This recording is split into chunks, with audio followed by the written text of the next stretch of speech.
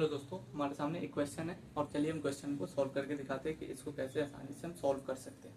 Question में क्या दिया गया कि the sum of n terms of the 3 AP, मतलब डिफरेंट एपी है, जिसमें से पहले एपी का सम S1 है, दूसरे एपी का सम S2 है और तीसरे एपी का सम S3 है।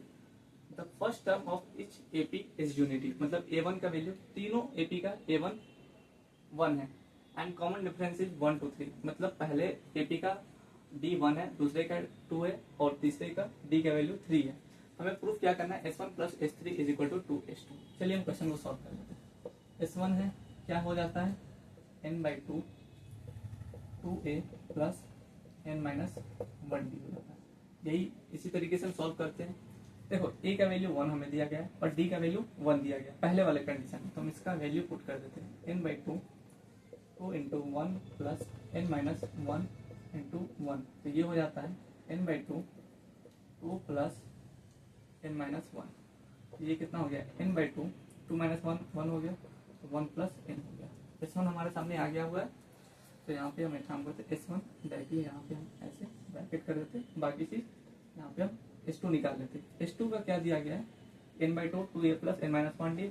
अब S2 का वैल्यू क्या है 1 तो 1 रहेगा यहाँ पे, लेकिन d का वैल्यू चेंज हो जाता है, तो ये हो जाएगा 2, ये हो जाएगा 2n, यहाँ पे हो जाएगा 2, तो ये कितना हो जाएगा 2 से 2 कैंसिल हो गया, n से n कैंसिल हो गया, मतलब n² हो गया, तो S2 का वैल्यू कितना हो गया n² हो जाएगा।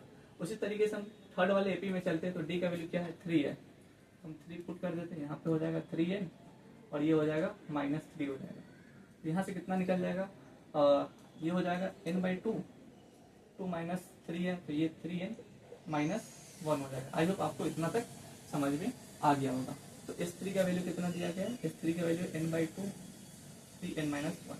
अब एक काम करते हैं, हम S1 और S3 को ऐड कर देते हैं, इस दोनों को ऐड कर देते हैं। S1 प्लस S3 कितना हो जाएगा, S1 का वैल्यू है n/2 n प्लस 1 है। उसी तरीके से S3 का वैल्यू क्या है n/2 3n माइनस 1 है।